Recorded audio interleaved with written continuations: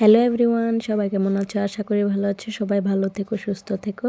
তোমার আশীর্বাদে আমিও অনেক অনেক ভালো আছি। তো দেখো আমি বিছনা উঠাই লইতে আসছি। তারপরে আমার ব্ল্যাঙ্কেটটা তো রোদে দিছিলাম, দেখছিলা এর আগে, কিন্তু আমি এখনও ঢুকাই নাই। এটা প্যাকিং করে লইতেছি। প্যাকিং করার পরে তারপরে এটা রাখা দিমু। আর এই যে আমি বিছনা ঝেড়ে লাইছি আর এখন এগুলি গুছাই গাছাই রেখা দিতে আসি। তার গুছাই রাখলে তো ভালোই লাগে, বেশি টাইম থাকবো না, 5-10 মিনিট আর কি সুন্দর থাকবো। এরপরে দেখবো আমার বাবাই আবার ছিটাই নেব। তারপরে স্কুলের ড্রেসগুলি তো আমি আনছি, যেদিন অ্যাডমিশন করছি ওদিনই আনছিলাম, কিন্তু আমি তুঙ্গটা দেখাই নাই। তো ভাবলাম এখন শেয়ার করে আলো অল্প ভালো লাগবো, আমারও তুঙ্গ ভালো লাগবো এটার লিগে আর কি। এটা সাদা আর এটার লগে প্যান্ট আছে, হাফ প্যান্ট, আর এটা টি শার্ট, আর টি শার্টের লগে লং প্যান্ট। তো দুটোটার লগে মোজা দিছে আর সাদা শার্টের লগে একটা টাই দিছে ছোটো।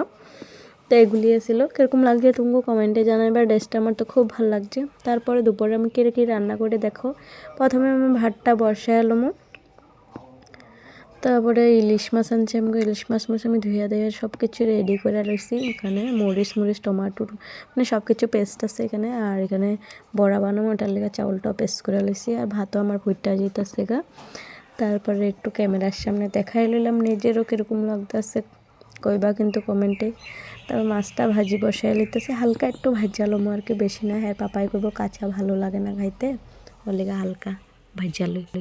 তো এটার লেগে আর কি ভাজি নাইলে ভাজা মানুষে তো কাঁচা খাই কি ভালো। আর ইলিশ মাছের সেন্ট এত ভালো লাগে। তারপরে সর্ষে আমার মানে ভাজা হয়ে গেছে, তেল ছাইড়া দিছে। এখন আমি জল দেওয়া দিব, জল দেওয়ার পরে তারপর মাছটাও দেওয়া দিব। কীরকম হয়েছে ইলিশ মাছ রান্নাটা কমেন্টে কইবা। আর তোমাকে কার কার ভালো লাগে এটাও কইবা।